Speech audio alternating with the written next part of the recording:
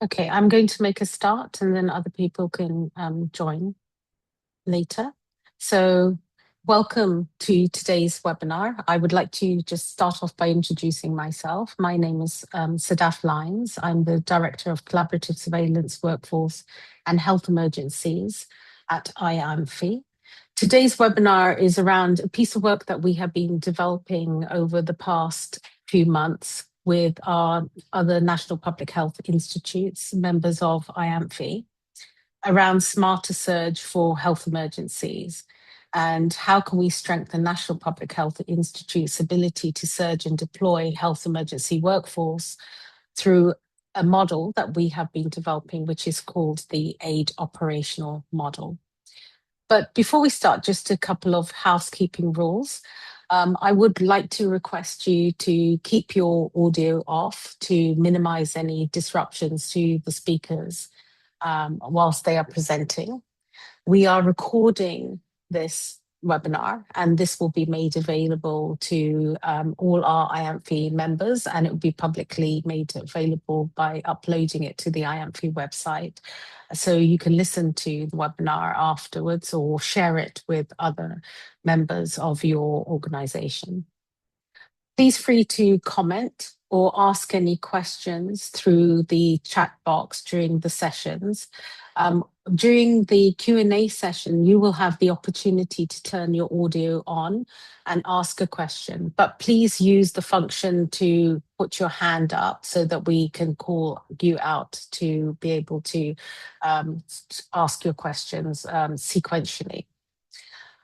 You can speak and listen to the meeting in English, and we would request that you ensure that you take full advantage of this webinar. It will be 90 minutes, but if we're able to finish the webinar beforehand, then we will do that. And please introduce yourself in the chat box. We'd appreciate that so that we know where you are from. Okay, so next slide, please, Marie. Just to introduce the speakers for today, I've introduced myself, but we also have Dr. Andrew Lee here. He's a professor of global health at the University of Sheffield and also the technical lead at IANPHI. And he's been working on this project with our team and myself for over the past now 18 months. Our next speaker is going to be Dr. Elizabeth Nzoka, who is the Emergency Preparedness and Response Coordinator at the Kenya National Public Health Institute. And she will be speaking around the simulation exercise that we conducted in Kenya in May, and the experiences of that in terms of the lessons learned and the application within the Kenya National Public Health Institute. And then we will be followed by Dr. Alex Ario, who is the director of the Uganda National Public Health Institute. And he will be specifically focusing on an AI-assisted model that has been developed in conjunction with the Gates Foundation and its application in terms of taking our lessons that we've been learnt from the AID model into practice within the National Public Health Institute. Next slide, please. The one after that. So to start us off, I'm going to be talking a little bit about the context, why we are doing this work, and how do we think it can benefit national public health institutes and actually public health systems in the perspective of public health emergencies and response. Next slide. So this came about from the World Health Organization's introduction of the Global Health Emergency Core in March 2024.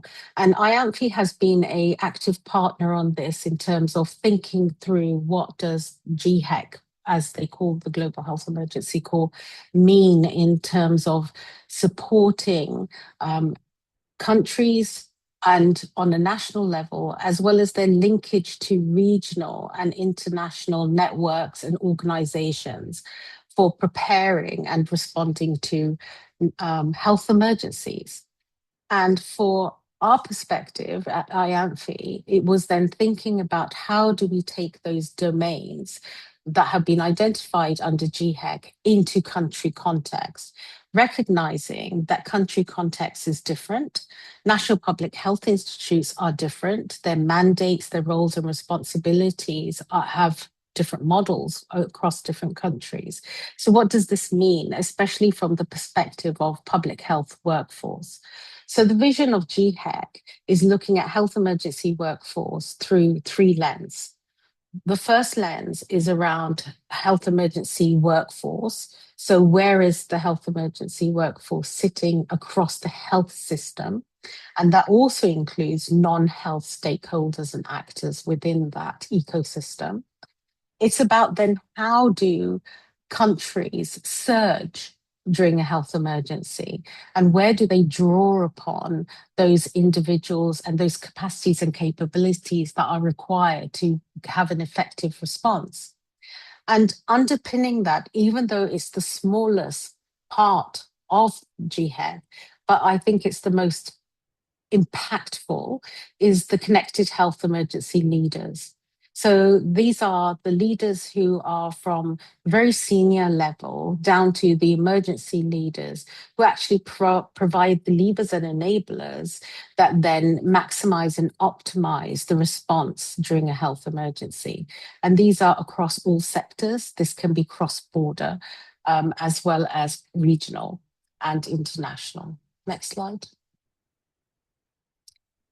So this is very quickly what GHEC actually has proposed in terms of its strategy. And the proposal of GHEC is that there is no global health security without local and national health security. And so our focus from IANPHI is about really strengthening the capacities and capabilities in country. Next slide. So how did we do this? We are funded by the Gates Foundation for this particular work to support the development of the Global Health Emergency Corps. Our first approach was to understand what is the landscape in terms of national public health institutes, their roles, their mandates within health emergencies. And so we conducted a survey, and we also interviewed our NPHI leaders in terms of understanding what does connected leaders look like within their country context. That report is available on IANPHI's website. We also then hosted a webinar on this, and you can find the link to the recording of that on the IANPHI website.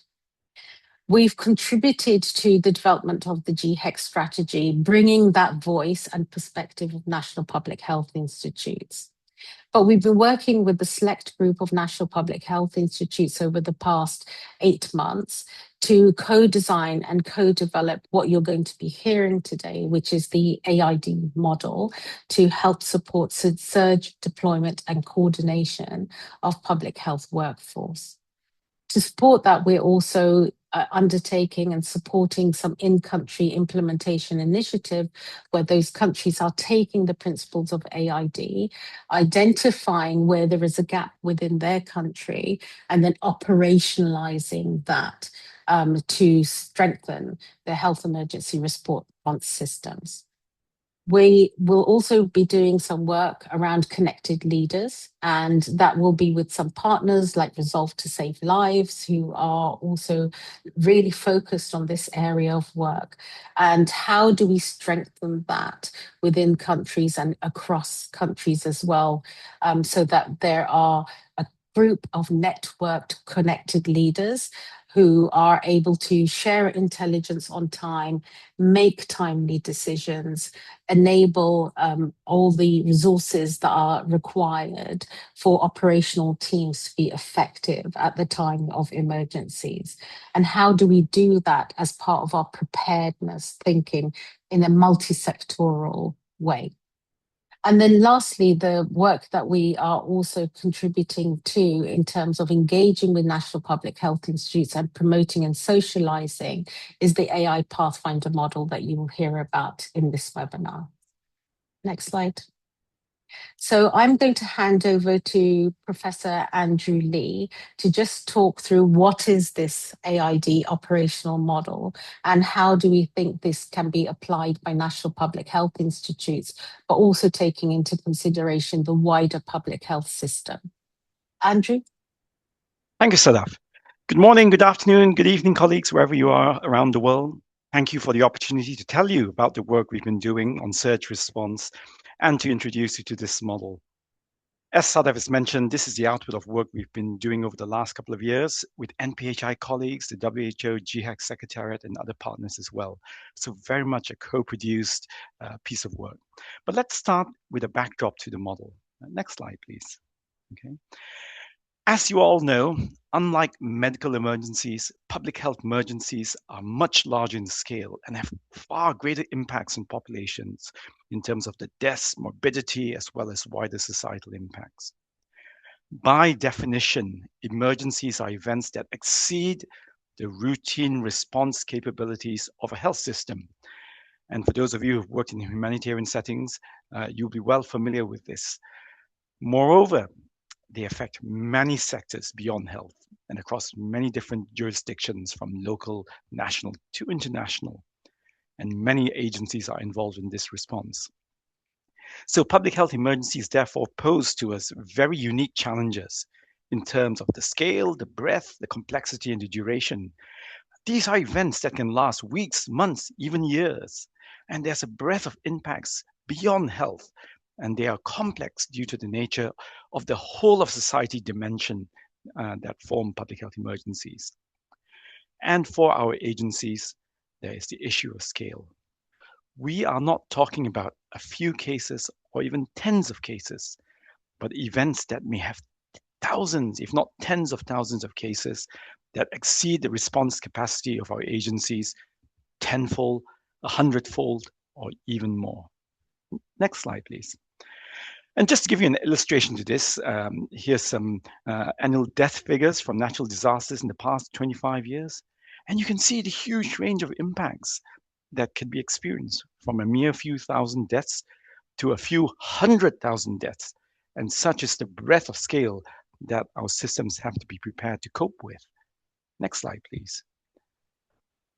Again, a similar figure here, and this shows deaths by disaster events in the past century. And I show this to demonstrate how the huge scale of human consequence can be concentrated in individual countries. 35,000 deaths from floods in Venezuela, 57,000 deaths in Russia from a heat wave, nearly 150,000 deaths from a cyclone in Bangladesh. Imagine the scale. Next slide, please.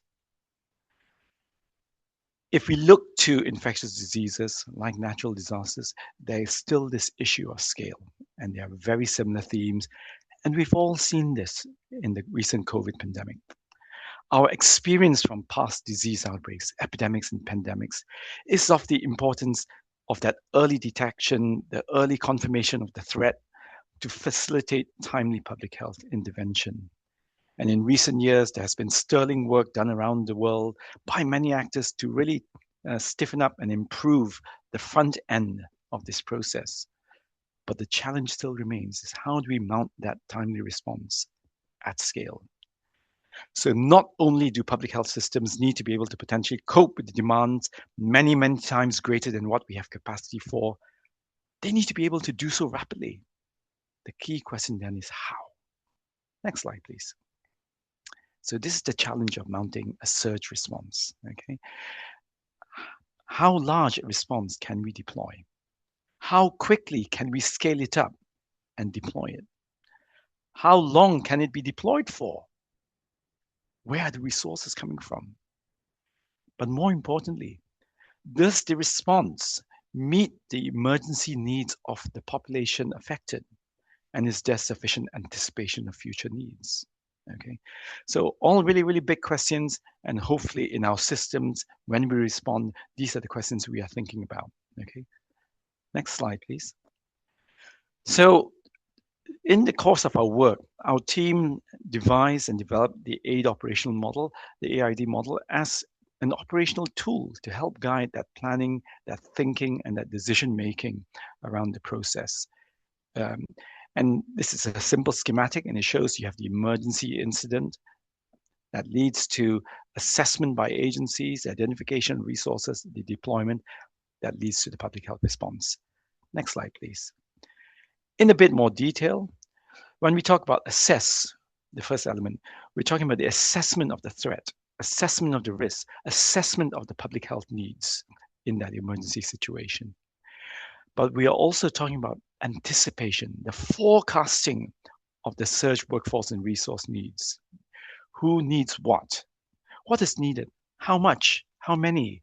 Where? And when is it needed? Okay. And there's a lot that can be done here in this forecasting, whether it's through modeling or repeated needs assessment and so forth. And the reason why this is important is if we do not anticipate where that emergency is going, it means that our response is perpetually stuck in a reactive mode. We are reacting to the situation rather than being proactive and getting ahead of the situation. So it's all about how do we get in control of that emergency situation. This leads on to the next phase, asking that question, okay, the resources that we require, where are they? They may not be within our agencies. In fact, if it's a multi-agency, multi-sectoral, multi-jurisdictional response, we're going to have to pull resources from many different places, okay? Where are the resources?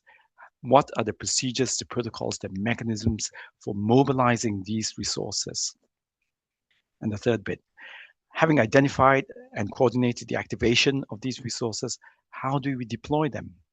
How do we integrate these additional resources into current emergency responses on the ground? Okay. Next slide, please. And the whole point of this is that we want to be able to create these rapid outputs, okay, rapid workforce needs assessment and forecasting, rapid recruitment, rapid matching of skilled staff to the roles that are required, the rapid deployment of surge staff where they're needed, and to develop and sharing good practice and ideas and situational awareness. To achieve these outcomes of enhanced in-country surge processes, to achieve emergency response capacities that are optimally matched to our emerging needs, and for optimal coordination of that surge deployment. And ultimately, the whole point of this is to strengthen our emergency response, to make sure it's timely, effective, and so that it reduces ill health, death, and other wider consequences as a result of emergency. Next slide, please. So that was the initial model. And over the past year, we've had further consultation, further work in workshops in Nairobi and Kuala Lumpur with colleagues from NPHIs around the world. We've consulted with various partners, and we've also tested the model through a SIMEX in Nairobi, which you will hear more about later. So we have optimized and revised the model, and this is the finished product which we would like to present to all of you today. Firstly, it's a cycle. It's not a linear process. One of the learnings is this is a thought process, a planning process that we have to repeat multiple times throughout an evolving crisis, okay? Because as you all know, emergencies are not static. Yeah, it can be unpredictable, and it does change over time. From the exercise, the simulation exercise, we realized the value of assessment. There are many issues around assessments. How do we standardize it? How do we introduce stronger quantitative measures into that? How do we introduce benchmarking and so forth? And how do we tie in the evidence base from our needs assessments into that assessment process? Linked to it is the anticipation. And anticipation is often lacking, or it's not something we do enough of, okay? And here is where there's a powerful role of techniques and approaches, including modeling, to try and anticipate what our surge workforce and surge response needs are. In the identify and coordinate phase, we also realize it's not just about workforce, okay?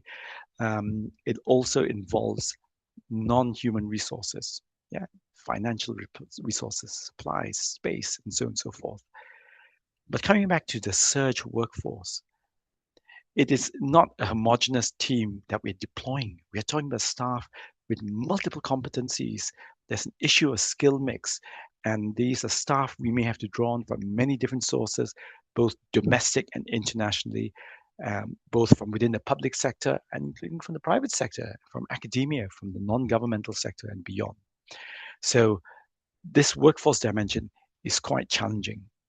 It's one thing to try and recruit fairly generic lower level staff. It's another thing trying to recruit more highly skilled, experienced staff with the expertise, whether it be in laboratory science or in field epidemiology and so forth, to deploy to the field. And the coordination part of it is key. The mobilization just doesn't happen on its own. It requires active, clear mobilization protocols. And this is very tricky to achieve across agencies. We need memorandums of understanding in place. We need established protocols and pathways and ways of doing things. And all of these have to be done in advance, not when the house is on fire. And we have to have clear activation thresholds for when we scale up, when these resources are brought into play. So there's a lot of work that has to take place in the background that corresponds to each of these phases that countries and NPHIs need to think about. And the third phase here, the deployment and support.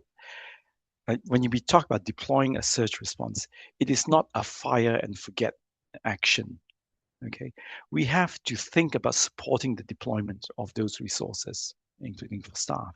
We need to think about monitoring and supervision. We need to think about staff welfare and safety.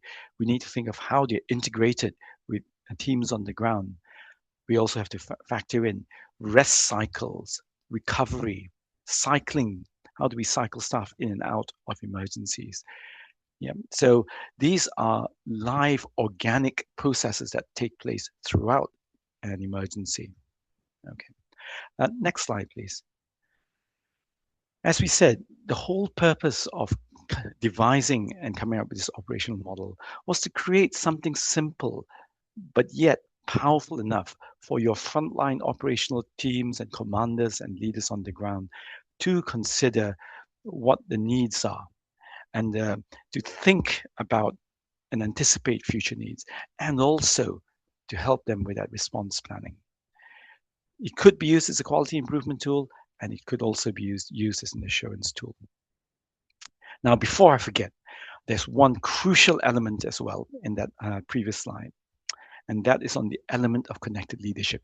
You've already heard Sadaf mention a bit about this, and I know IANPHI will be doing further work on this connected leadership element going forward. It was very, very clear to us in our experience, in our workshops and in the simulation exercises that we need this cross-cutting theme of connected leaders throughout the emergency cycle at all phases. This is about networks of staff brought together, of leaders brought together to ensure that there's an optimal and coordinated leadership around the response. We need to know who the key stakeholders are, where the key relationships are. We need to know who the key decision makers are. And you want these relationships established, trusting relationships built, again, in advance, rather than at the time of the emergency.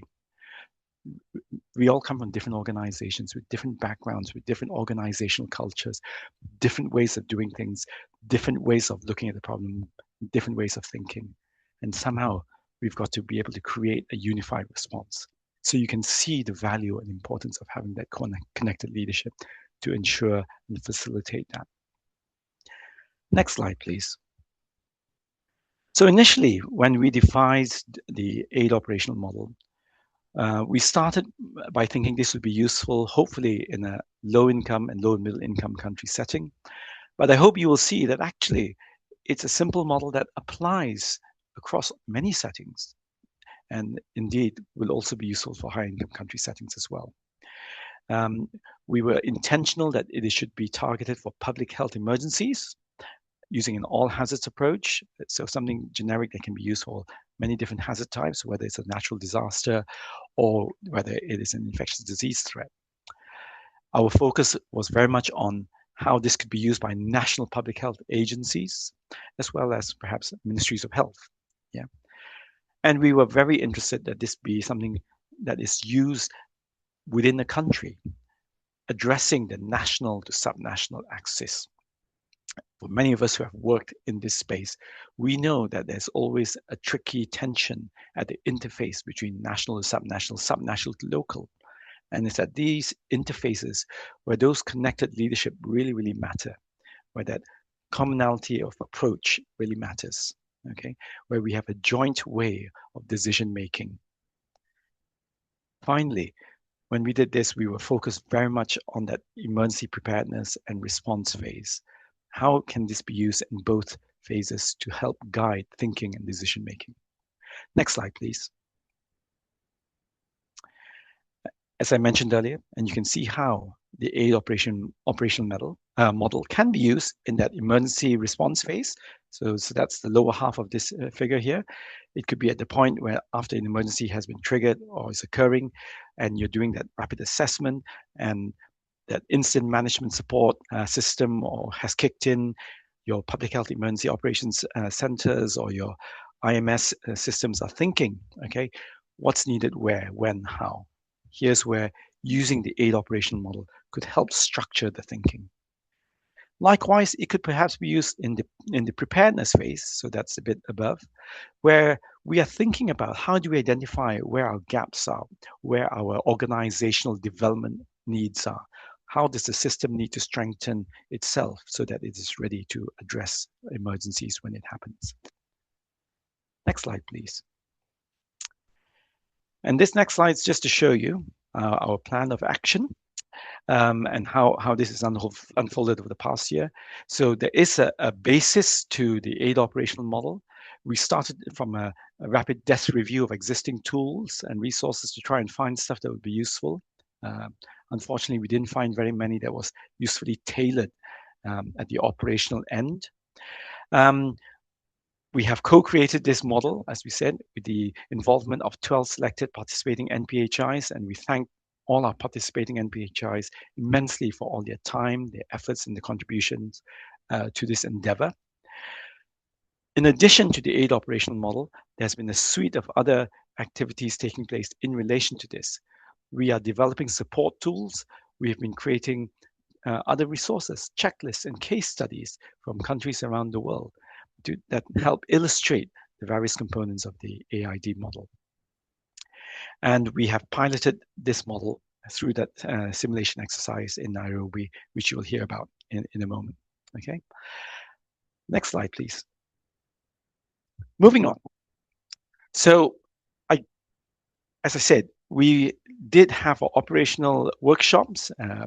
These were the co-creation workshops in Nairobi with our partners, mainly from Africa, and again in Kuala Lumpur with our partners from Asia. Okay, and we were looking here at various different elements. Excuse me, there's a fire alarm going. Just a second. Okay, fire alarm's over. Emergencies avoided. Right. Okay, where was I? Yes, so we were using this workshop model, workshops, to really think around all the different components, all the different phases of AID, and all the different needs of NPHIs in an emergency. So these workshops were instrumental in feeding the information for the model development. Next slide, please. Okay, and as I said, among the outputs, you're going to get some case studies, which IANPHI will make available in due course through its websites of case studies, good practice examples around the world, country implementation projects, which are ongoing, which Sadaf has mentioned. We're also doing a couple of mini projects around workforce emergency functions guides, deployment checklists, for example. And the simulation exercise that we ran in Nairobi, we have revised to create an off-the-shelf product which countries around the world feel free to take, make use of, adapt to your local context as a way of testing your systems using the AID model to help guide your thinking when it comes to search planning and search response. Next slide, please. But let me tell you a little bit about the simulation exercise, and then I'm going to pass on to Dr. Liz, who will tell you about their experience from it. Okay, next slide, please. So when we devised the AID operational model, it was with two purposes in mind. The first was obviously to validate and improve our AID operation model. And the second action or objective really was to provide an exercise platform for the Kenyan NPHI to use and test its own internal processes. So we hoped it would be a win-win exercise in this regard. Okay, we wanted participants to use the model to help them with their decision making and to help them document the decisions and justify the decisions as they occur. Okay? We wanted them to use the AID operational model to think through the scenarios, to think through the resources that might be required. Okay, and also the third bit, especially around the connected leaders element, to think through, okay, who were the key partners and agencies, who were the stakeholders that they would require at each stage of the exercise. Next slide, please. So the participants, mostly drawn from the Kenyan National Public Health Institute, but also from other Kenyan stakeholders, including from defense and animal health, from the local government, right up to national, from the third sector, from the Kenyan Red Cross and others. So it was wonderful to have such a diverse group of participants, extremely well attended. So my hats off and many thanks again to Kenya NPHI for pulling off a fantastic simulation exercise. The participants were grouped into several different tables. There was a subnational level group that was looking at the subnational local IMS point of view. There was a national group, again, operating perhaps more at the FIOC level. There was a third group where we brought external stakeholders together, and a final group where we brought international actors in to look at their potential roles. And this included, for example, the representative from the WHO country office as well. Okay, as well as colleagues from the Ugandan National Institute of Public Health, who very kindly participated and supported and provided a different perspective into the exercise. Next slide, please. So the simulation exercise was divided across several phases. Colleagues were provided a brief. There would be timed injects. There was time for a group discussion. We encouraged them to document their decision points, and which was then discussed later at debrief. Next slide, please. In essence, the simulation exercise focused on emerging zoonotic infectious disease that led to a widespread, initially, outbreak in a particular province, that county, that then spread county-wide, beyond the county, right across the country, and then across borders as well. So there were different dimensions. We broke up the simulation exercise into three phases. So the first phase is that initial escalation phase. You can all imagine this, when an emergency first occurs and you're ramping up your emergency response. The second phase is when you're having to scale up, and I'm talking about scaling up not on the small level, but scaling up to deal with thousands of cases. So the second phase was very much about thinking through the scale up. And the third phase was about how would you maintain your response across a protracted emergency.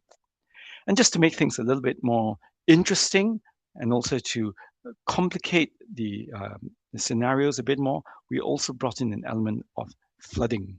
Okay, so to complicate the simulation exercise, to see how participants and decision makers would respond in a multiple all hazards threat situation.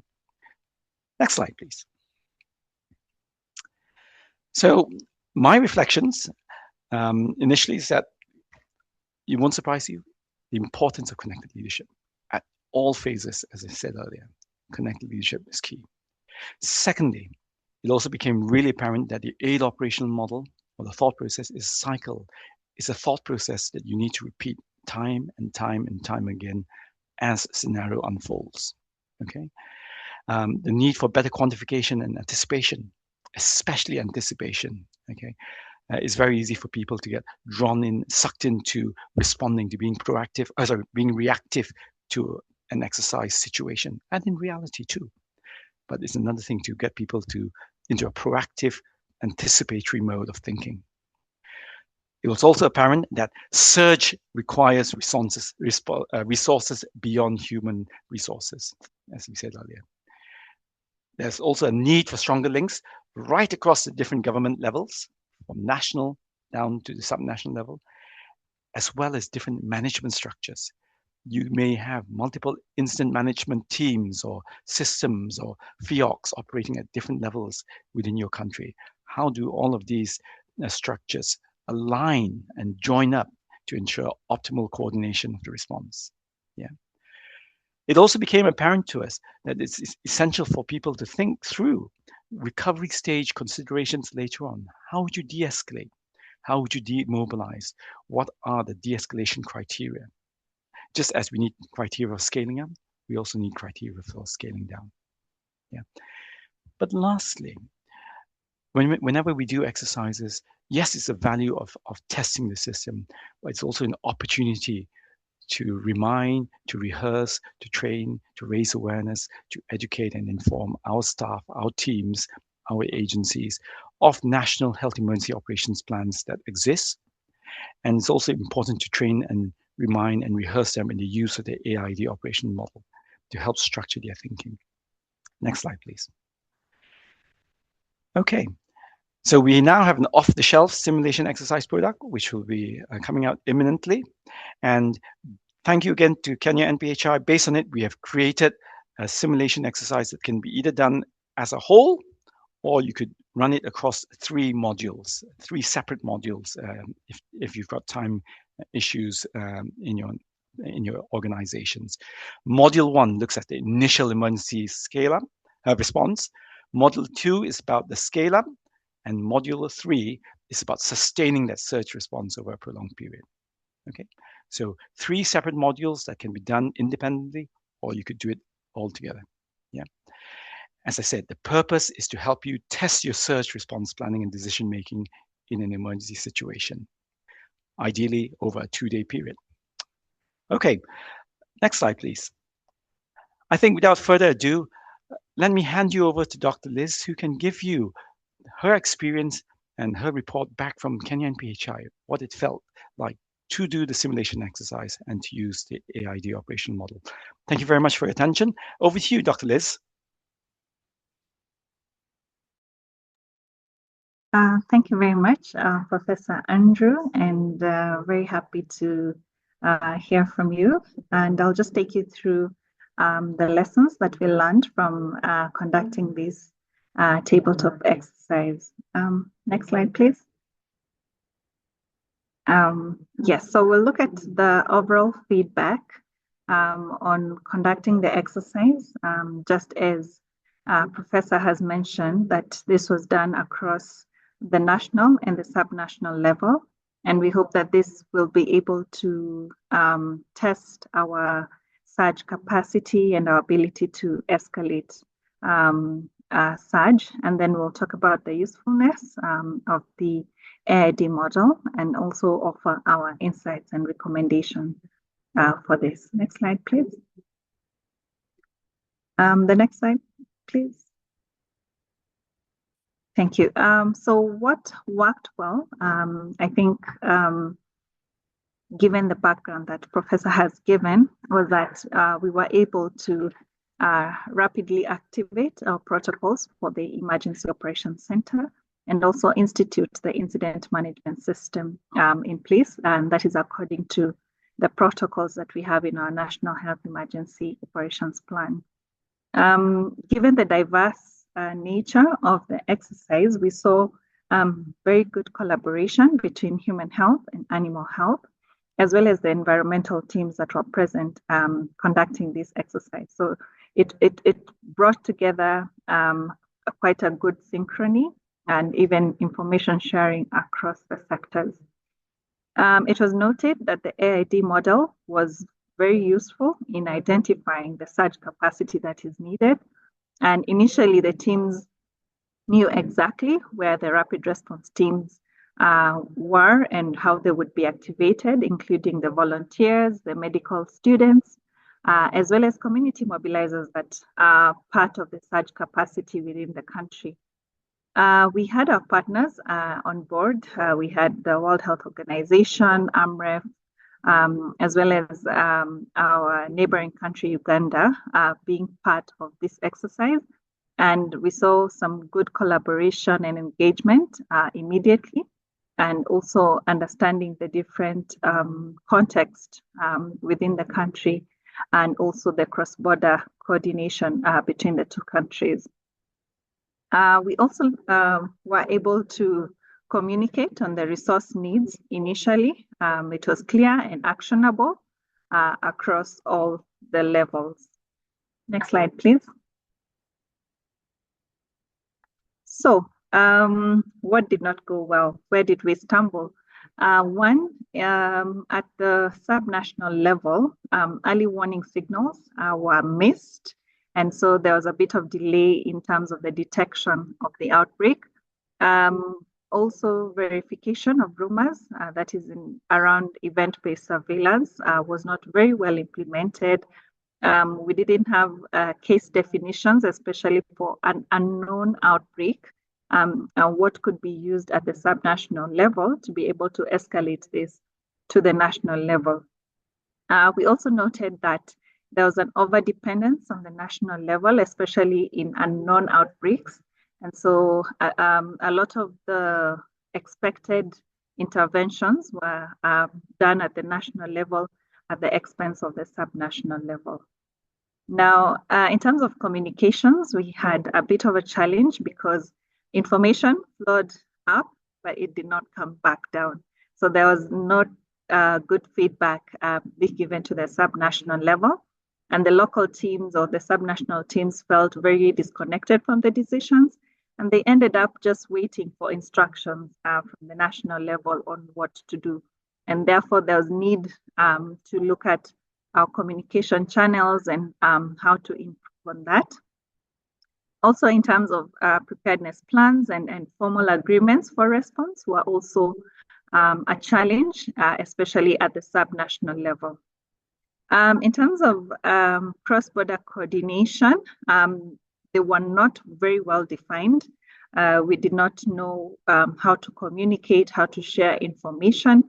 And this proved a challenge because of the bureaucratic processes of having this cross-border communication between countries, and that was not very clear.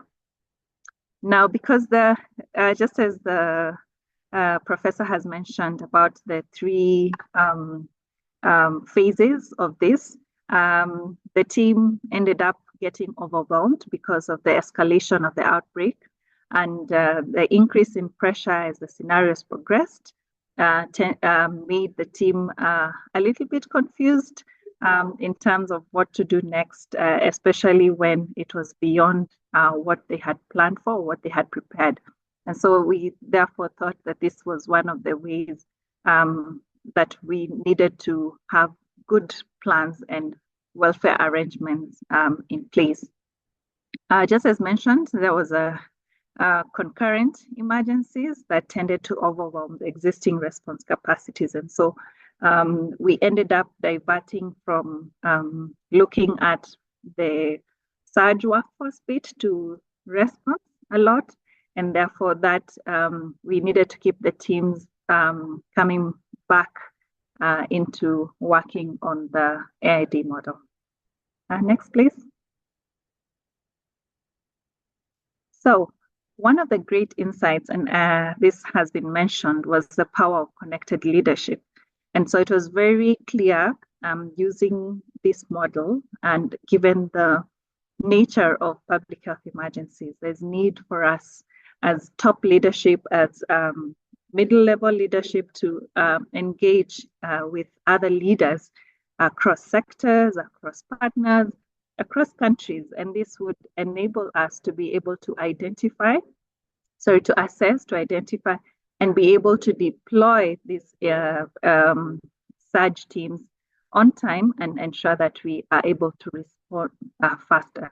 So just as it has been shown, connected leadership was a very key part of this exercise, and there was need for us to know who to talk to, at what time, when, and in terms of making decisions, that we have joint decision-making protocol. Next, please. So what feedback did we get from the participants? And it was very interesting for us, and we just decided to put a few comments that we received here. Is one from the county, that is a subnational level, that as the outbreak grew, it was hard to keep track of the response, and they suggested that we need to put up a dashboard where we were able to see what's happening, who is where, and what is happening, and that would give all of us a common operating picture. And I think this is something that will be discussed shortly. Then from the IMS coordinator, our pretend incident manager, also gave us feedback that it showed that this exercise, the leadership, isn't about having all the answers, but it's also about connecting with the right people to solve problems together. And we thought this was really speaking to the connected leadership initiative. Then from the rapid response team, because of the increased demand for surge workforce, it was important for us to have welfare arrangements in place, because the teams ended up getting burnout because they had been responding for a very long time. And it was important for us to be able to have sustained response because exhaustion was the real enemy in this exercise. Next slide, please. So in terms of how to use the AID model better, and I think this has been incorporated in the current SIMEX, and I think it's important for us to build connected leadership and make this an initiative on training the incident commanders on not just on technical skills, but on how to connect, on how to do stakeholder mapping, real-time coordination, and inclusive decision-making. And this was very important and very needful. In terms of two-way communication, there was need to give feedback on all levels, ensure that everyone is on the same page and that everyone was synchronized in terms of response. Importantly as well is to define roles before the crisis, and this is important to ensure that we have alignment between cross-border partners, other agencies, and county teams, and we realized that using the existing documents that we have, there was need for us to operationalize some of the structures within our National Health and Emergency Operations Plan for us to communicate better during crisis. Very importantly as well is to plan for the surge welfare, even as the need to have more such staff activated. There was need for us to ensure that we plan on rotation schedules, on feeding, on mental health and psychosocial support, so that the teams don't end up having burnout and we are able to sustain the response. Next slide, please. Great. Moving from having done the exercise, one of the initiatives that we are implementing with the Gates Foundation is the GHEC platform, which will be mentioned, where we use this platform to be able to map out our surge capacity, where we are able to know who is available, how to assess, how to identify, and how to deploy them through this platform. And this is something that we are piloting, and we would be able to share this in due course. Next slide, please. All right, with that, I thank you all, and over to you, Sada. Thank you very much. And thank you, Andrew and Elizabeth, for a really good, comprehensive explanation of both the AID model and also testing it out in the simulation exercise. As Andrew said, we were really fortunate to have a fantastic contribution from both national, county level, as well as international partners. And Uganda's presence there was really to test that cross-border perspective of then how neighboring countries can work together. So my only one comment around this is the strengthening of connected leadership became really important.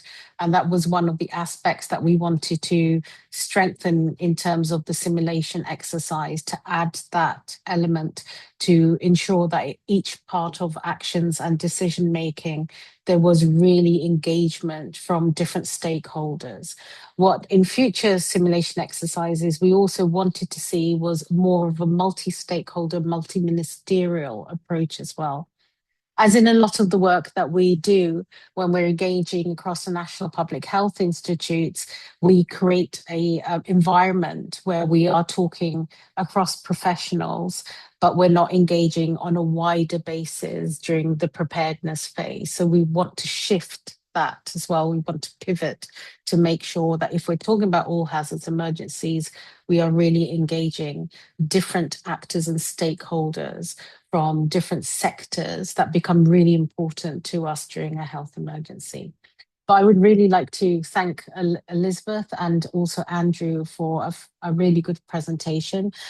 Dr. Bilal, I can see your hand is up. I would just request that we wait until the Q&A and I will call on you first to ask your question. Thank you. Thank you, Bilal. So moving on, I'm now going to invite Dr. Alex Ario to talk about the AI model. So the AI model has been developed as part of the GHEC Secretariat, supported by the Gates Foundation. And this is really taking into action how National Public Health Institutes can identify the public health workforce that is required, which is a different exercise that they need to do, but convert that into a AI operated tool that can help them through surge and deployment in a health emergency. And to speak about that, Alex is an early adopter in terms of the Uganda National Institute for Public Health. So we've invited Alex here today to talk about his experience of being involved in this and also being part of the co-development of this tool as well. So Alex, over to you, please. Thank you. Thank you so much, Sadaf. And a great applause to Andrew and to Elizabeth for setting the pace quite well. So as Sadaf has said, I will focus more on the AI-assisted GHEC planning tool as we roll out GHEC in the country. Next slide.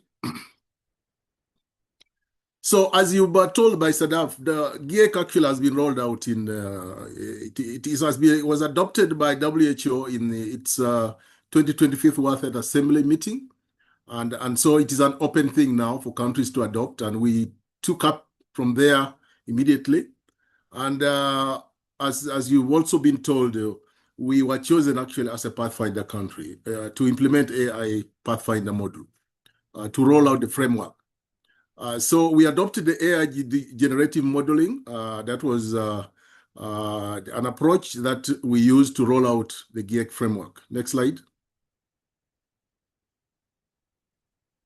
So when the team came to us, we had the opportunity to actually entertain the Gates team, the WHO team at that time. Scott was still in WHO at that time.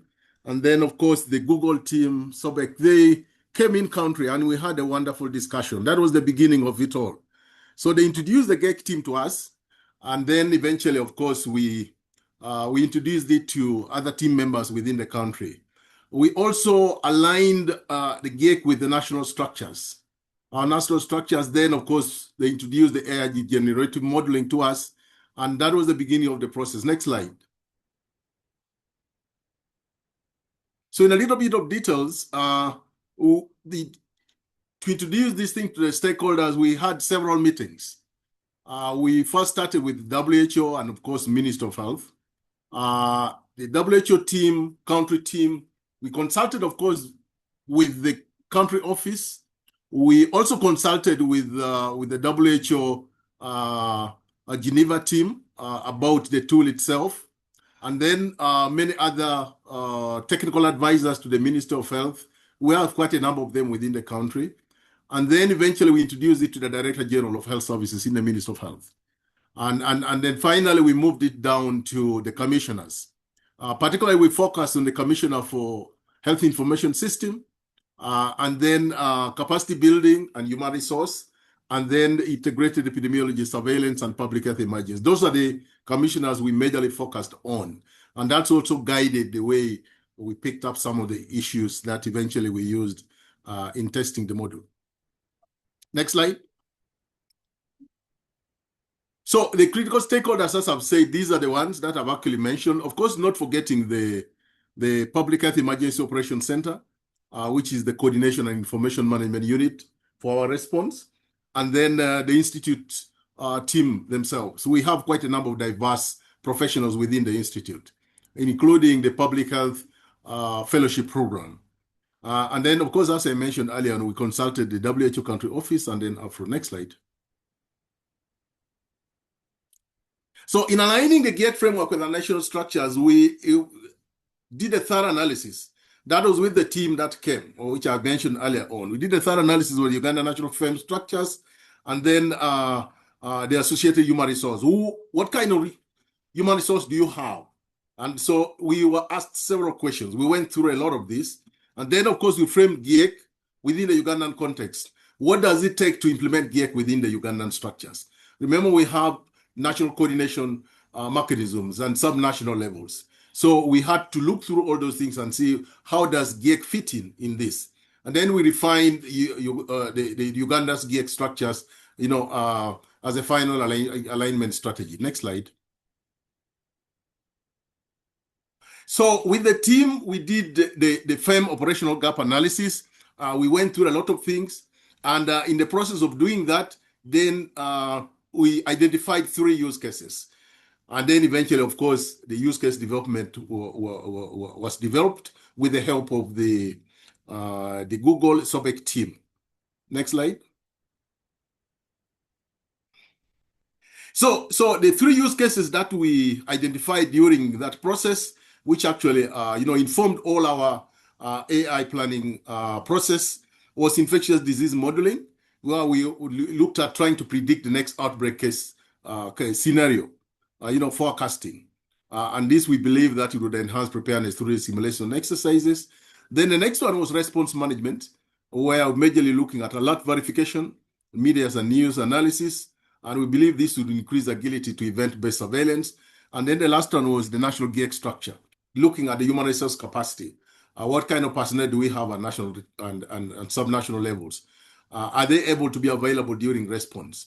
Are they within the rosters? All those things. We looked at several things that would help us actually prepare when we want to deploy now. Where would we pick up all these people from? And all that. So those are the 3 use cases that was identified during that process. Next slide. So the core principles in our discussion for implementations were quite a number. But one was the complete control and sovereignty. Several questions were asked about data. How will our data be protected with AI? Who is so sure about it? So we asked several questions ourselves, but also many questions were being asked at our back. This thing which you're accepting, how safe are we? And all those things. But eventually we was clear and clarified that Uganda controls its data and its policies. So its AI choices and its integrations is theirs. It is us to put it where we want, and it's us to put it out if we want. So it's a Ugandan thing. So there was a bit of relief. And then the other key thing was the capability transfer. So the capability transfer that ensures that our teams would be able to configure, integrate, and extend the platform ourselves. Not somebody else is going to do it. Much as, of course, we would be supported by the core team that had the knowledge and technical know-how, we would be doing these things ourselves. And then, of course, Uganda will welcome peer institutes to build the same methodology, like the way we collaborate. You've been actually told the way Elizabeth talked about how the Ugandan team went there. And that is the kind of collaboration we would want. And then eventually other people will roll it out and pick it up from there. Next slide. The key achievements that eventually we have observed in this rollout of the AI Pathfinder model is the Live Uganda platform. We have the GHEC AI instance deployed, and it's actually in use by the Ministry of Health and UNPHI team. This has been tested, and we find that it actually worked. It's hosted on a dedicated UNPHI server in our office, actually next to me here, where I'm even speaking from. The other one is the National Workforce Directory. We've actually tested, we've come up with a number of responders who are within the structured national directory. And also we have a WhatsApp group, which has actually put up many of these things. We have also tested it and we found that it works. It's just a few things that finding up a few things and ensuring that, confidentiality is assured and people understand that it's not fake and all those kind of things. So those are the kind of things we are working on. Yeah. And then the other thing, of course, to mention is that of the 3 use cases that we actually identified, two of them are actually quite alive and active. And that's the one which has been done, which has actually been tested. And then the other one is configuring to the Ugandan context. 24 priority diseases actually has been added on into the database. Next slide. So what has worked well so far? Now, many things, of course, we have this weeking with our team. We have this WhatsApp group that is actually very active. And there's a weekly coordination meeting with the team, the SIMEX team, of course, the GATES team are also there. And we have all these meetings that several things are discussed. And we have managed to refine these things along the way as we moved. So there's been stepwise implementation of the use case. And this has helped a lot because there's a lot of troubleshooting with the team from the other side. Also the team picking up from this side and ensuring that things actually move well. So problems are solved in real time because if there's an issue here, it's just a matter of texting in the message. And I see David is probably the fastest there, and sending in whatever information that needs to be rechecked. And if there's recalibration that needs to be done, they do it from the other side. Of course, we are working on where the team can do things without too much of, disturbing those who have helped us develop these things. And then, of course, we have a new server, as I've told you, is just next to me here. But also, we have ample cloud space for execution. And then, of course, the speed is quite good. The speed is good. It's actually a very good machine, which we are using. The other thing which has worked well is that from the beginning, we actually put in a formidable team, which is fused with the Ministry of Health response team and surveillance and a team. And that has actually helped us a lot. The GHEC focal person himself actually sits in the Ministry of Health. And that has helped us a lot in ensuring that actually things move well. Issues are never, queries have been reduced because we are one team. We work as a team. We communicate in time. We ask ourselves about whatever needs to be done in time. And that has helped us a lot. And because the machine is actually within, we wanted this machine actually to be with the main servers within the Ministry of Health. But later in consultation with the Ministry of Health, Health Information team, they felt that the machine was better actually within the National Institute of Public Health. And that is where we actually installed it. And we are working very well without any problem whatsoever. Next slide.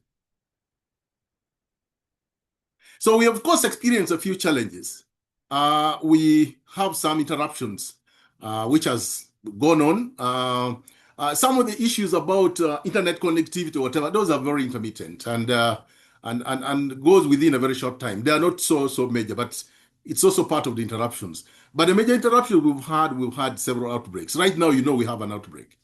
But we also had another earlier one. And that takes away many of our people, and they're diverted to that. Then also we had the national elections in Jan 2016, but that went.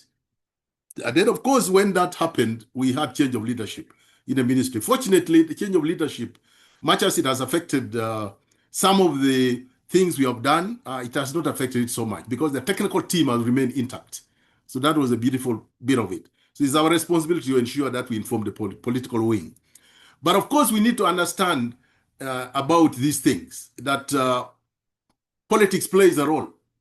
So because there are multi-stakeholder concerns around AI and information security, you can't run away from politics. So you need to address politics as we move along.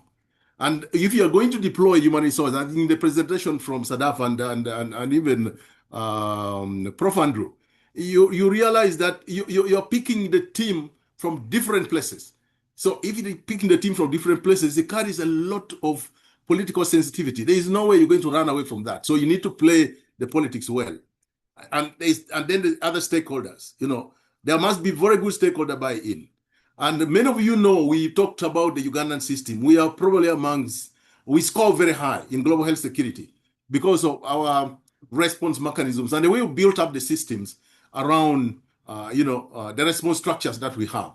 So because we have this mature system, whatever, it needs many people. Many people made a contribution to that. So do they want things changed? And if it is changed, you need to convince them, okay? And then, so if you have to change that way, one of the things, of course, we've done is in that stakeholder consultation process, we actually reached Office of the Prime Minister as well. And we are building up a One Health GHEC consortium in a very formidable way. And those are kind of breakthroughs that we've made. Next slide. Yeah, I've actually talked about the information security already. Next slide. So then I think there was a detailed way of mitigating information security, which the SOBEC team wanted to elaborate a little bit more. I'm not sure, is David on, or you'll talk about this later at the end of my presentation. Do you want to come in now?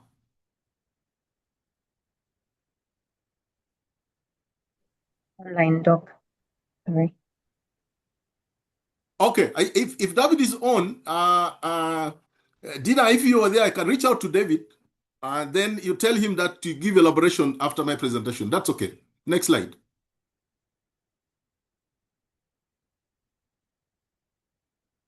Okay, so what lessons did we learn? We learned a lot of lessons in this short process. So I would say short, but not very short. But within the short process, we learned a lot. The public health emergency deployment is not just technical, political, as I've mentioned. It takes a lot. If you are dealing with a huge outbreak, it takes a lot. Sometimes even taken away from us. But the good thing is that all the politicians have learned to listen to us in one way or the other. But it takes a lot to have these things done if it is a huge outbreak. And then, of course, strategic stakeholder engagement is necessary to mitigate the risk of red taping. As I've mentioned, you need to engage these stakeholders and they need to understand what's going on. Are you bringing something which is new, which they don't understand? We supported you for a very long time. Now you're bringing something new. What is it going to do? Is it helpful? Will it add value? So those are the kind of things we've done. And in our explanations and demonstrating the use, and additional value that it would bring in has helped us a lot in the rollout. Then, of course, there is need for mathematical modeling in order to have, the human resource quantified well. We've built in the technical capacity, but also having support from the team from SOBEC and whatever has been very, very useful. But also we have teams now capable in the field of doing this. One of the things we're actually picking up is to look at these scenarios of deployment. We have a team within the institute now that is going to pick this up, and we are going to build up these scenarios. The different scenarios, how do we deploy when you have this kind of outbreak? What kind of cadres do we need? What will it take and all that? So we actually starting that process as well. And we build this based on what we have gone through in this implementation. Then, of course, the other thing is adoption of AI into these sensitive government operations. We work within the government environment. And so AI is very sensitive and everybody, whatever, but we manage to downplay, some of the skepticisms around it by making sure that we have demystified the use of data. And so people are not worried anymore.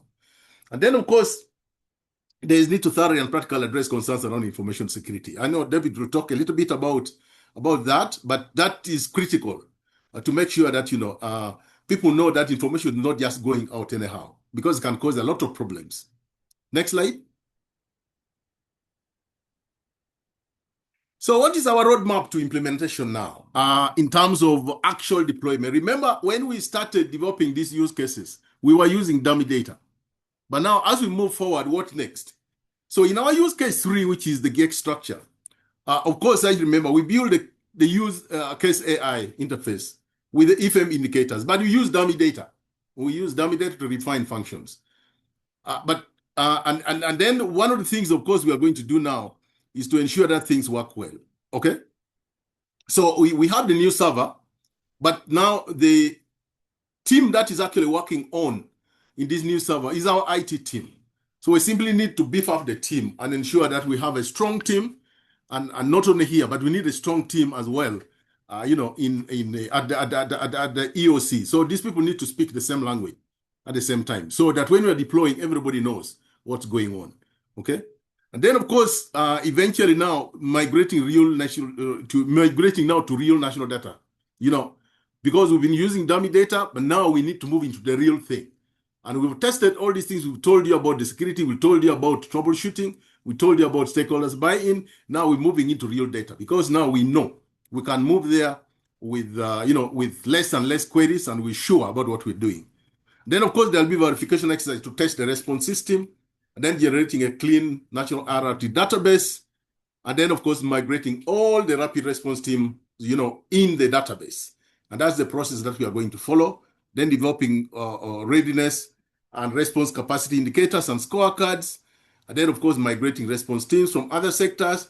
And then eventually now stratify the database by the GHEC tier, which Sadaf talked about from the beginning, about the clear GHEC tiers, which is actually connected leaders, the SAGE, and then the workforce, public health workforce.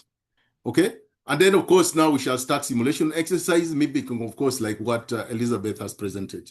Next slide. Alex, you have 5 minutes, please, so that we can go into the Q&A as well. Okay, that's okay. If that's, yeah, then the next one, of course, for simulation exercise, this one, Elizabeth has talked about it. So I will not talk much about this, but eventually, of course, we shall do a simulation exercise.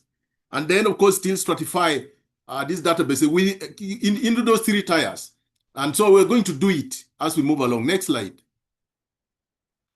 And now the same thing with the use case 2, that is a response management. Remember, we have 3 use cases that we identified. So we are going to input into the EBS cascade and the chain of custody, and then eventually we get those signals right. And then eventually we expand the use, case to indicator-based surveillance. And that is exactly the way we're going to do these things. In a stepwise, approach, where we're going to introduce AI assistance into the EBS cascade. Next slide. So, what opportunities do we have? Several, actually, quite a number of them. And we've realized that extension of all AI-assisted FEM to the whole national incident management machinery can work. We've tested it. We found that it works well, and this is a wonderful thing. And then one other opportunity is real-time monitoring of incident trends for other public health indicators. You can actually do this. You can monitor these things along the way as you move along, and using, supported by the tools that you have. Then the other one is predictive modeling of public health emergencies. We can actually do this. We can do predictive modeling, and we have the machine now. We can do simulation. It can do a lot of things. And then the other one is extension to emergency human resource and event management in other sectors linked to public health. And remember, we said we're going to have a database of everybody that responds. So not only within the Ministry of Health, but beyond Ministry of Health, who are these ones that are capable of responding when you have a problem? And can we trigger that kind of response? And then, of course, extension to cross-border public health emergency management. So these are wonderful opportunities that we will learn through this process, and something that, many people can actually pick from us. So Sadaf, I think I've managed to make that summary. If David is around, he can just simply talk about information security, how we are going to mitigate it in a minute or so. That's okay. If you can do a minute about security, that'd be great. David, are you on? Rohit is on. Hi, Dr. Alex. Okay. So good. I could talk about information security. For each of the countries, the way the AI system is built, and I'm not sure if we have a slide on it, but there's 3 points that I wanted to make. One is all the local information that is country specific. So the response team members' names, email addresses, contact information are always only available to the country management. It is never exposed to the AI system. So when we use AI models, none of that information ever goes to the AI models, whether it's Gemini or what have you. And that way, no country-specific personal data is ever exposed. Second, all data, irrespective of whether it's private or public, is always encrypted from a security standpoint. So when it's stored in the database, if, for example, somebody was to, by God's will, hack the system, they still will never be able to read the information that's in there because it's always encrypted. And that stays encrypted even when it's transmitted to a browser or stays encrypted in the system. And the third is we have multiple LLMs. So if one AI model fails, it can go to a second one. So the system is not relying on any particular model. So in a particular country like Kenya or Rwanda or Uganda in this case, if Uganda wants to use a particular LLM with a partnership that they have, the system is configurable to choose only that LLM. So it supports multiple LLM models. So those are the 3 points from an information security and privacy standpoint that I wanted to make sure we hit, because I know people will have questions about if we use AI for this, are we compromising our data, our response team names, email addresses, contact details? I wanted to make sure that everybody understood that the system is designed from the ground up in a way that that information is never leaving the country's system. There are two separate systems. The private information stays within the country's database, and only public information is shared. Like their job function is shared with the LLM, never the details. That's it. Great, fantastic. Alex, have you come to an end to the presentation? Yeah, that is it. Now? That was that's the addition I wanted. Thank you very much. Wonderful. Thank you so much. Marie, if you could please remove the slides. So before we enter the Q&A, I just wanted to make one point. Alex has given a wonderful presentation on this AI model, but I have seen the AI model as it's being developed. And really, you need to see it, demonstrate it to actually get the full overview of how useful this tool can be. So what we wanted to do today is have a taster really for you to just demonstrate the usefulness of this model. And what we will do is host a separate webinar in September for IANPHI members and partners. So we can have a demonstration of the AI tool, but also again, invite the users who are at National Public Health Institutes to talk about, how they have been using this and how it has facilitated surge response and deployment, and also simulating in terms of understanding what the next steps could be and how you could mitigate and what contingencies can you build in terms of response and surging your public health workforce.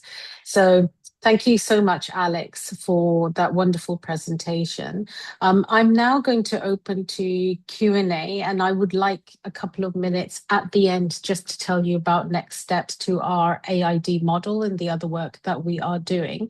So Dr. Bilal, you had your hand up earlier on, so I'm going to ask you to introduce yourself, and then please, if you could ask your question and just let us know who the question is directed at as well. Thank you. Thank you. Firstly, I am Bilal Jawabri, the Director of Palestinian National Institute of Public Health, Palestine. And I want to thank all the presenters for this excellent session. I have just one comment and question. However, if we aim to develop the most effective and scalable model regarding to the emergency situation, I would like to offer slightly different perspective. One way to strengthen the model may be to test it and refine it against the most challenging emergency scenarios around the world, rather than only the more conventional or peaceful public health situation. In this regard, I would like to highlight a specific type of emergency situations, which is, let us call it protracted or armed conflict emergencies, like what happened in Palestine and especially in Gaza and West Bank. There is continuous armed violence, mass civilian casualties, destruction of health facilities, and severe access to healthcare facilities like hospitals and so on. Our experience here in Palestine is addresses or flagging a different conditions and provide important lessons that could be contribute to the strengthening the emergency preparedness framework. I recognize that there is no one size fits all, but I believe that my experience from conflict armed setting should be explicitly considered where refining the global public health emergency framework. It may be valuable to include Palestine as a case study in the future with the webinars to explore how the aid model perform under some of the most extreme prolonged emergency. From here, I want to ask the important question, how we can strengthen this model to the prolonged conflict involving mass casualties. How we can enhance this model to suits or to adapt or to accommodate with our condition. And the last comment, if I want to refine this model, please, I want to add the R letter, which will be the AIDER model. The R is the abbreviation for the last segment of this model, which is recover and restore. After we assess and identify and deploy and support, the most important thing is to restore the public health, is to restore the functions, is to restore the normality of humanitarian scenarios. That's a lot. Thanks. I apologize for long time.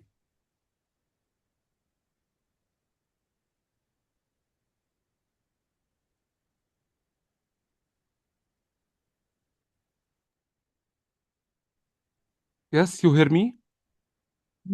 Actually, if I may come in, I think Sadaf had just left the meeting temporarily. Sadaf, I know you're back, but I don't know if you heard everything that Dr. Bilal had commented. No, my Wi-Fi has disappeared, so I actually I'm on my phone now.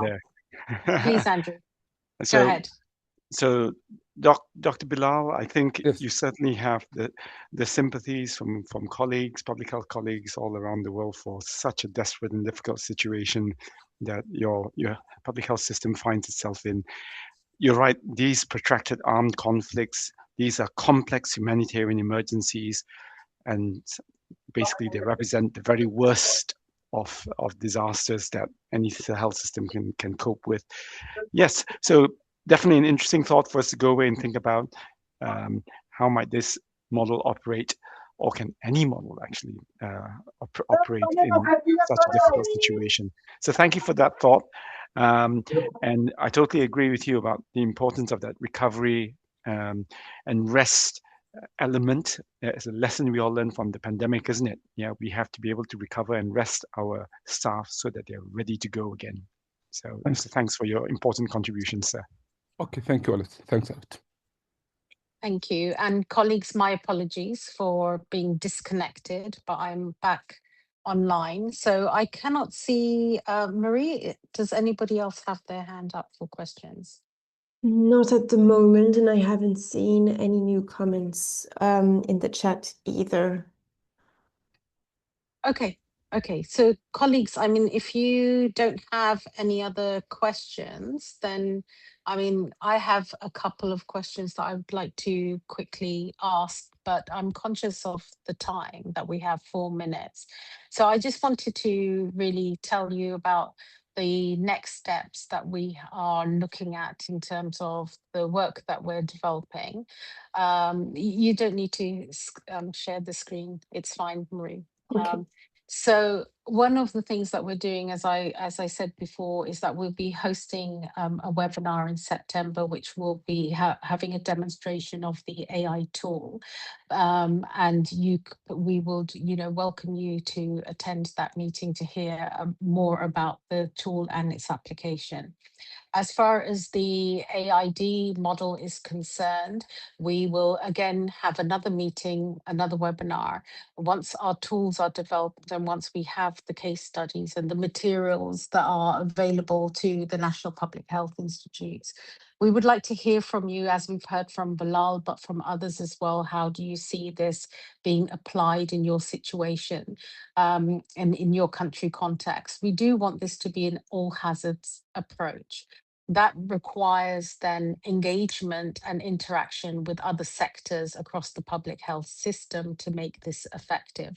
As we know, National Public Health Institutes do not have all the public health workforce that is required for an emergency. So it's about how do we engage other organizations that can provide that really vital public health workforce when there is an emergency and there's a response that is required. I think the sustainability and the contingency is a very important question that needs to be explored in terms of the AID model. So we will take that and also reflect on that as well. I wanted to mention the Public Health Emergency Alliance of Leaders, which has been established by IANPHI under this project. And the FEAL is, we call it FEAL because it's Public Health Emergency Alliance of Leaders. And FEAL is a gathering of a peer-to-peer group of leaders of health emergencies within National Public Health Institutes. And it provides them with a platform to talk about issues and challenges and also demonstrate, some of the innovative practices that have been introduced in the NPHIs.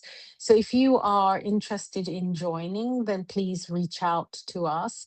We're having our next meeting on the 21st, which is 21st of July, which is next week, and we would welcome you at that meeting.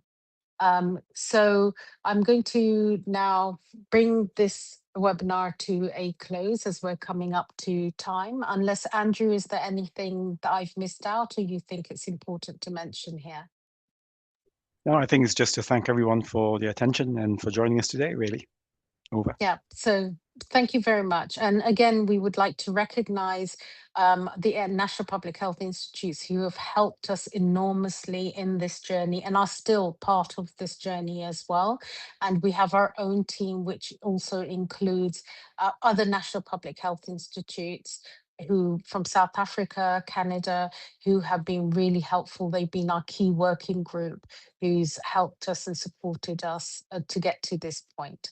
So with that, I will bring the webinar to a close and I will thank you for attending this session as well and see you in the future. Thank you very much. Bye-bye.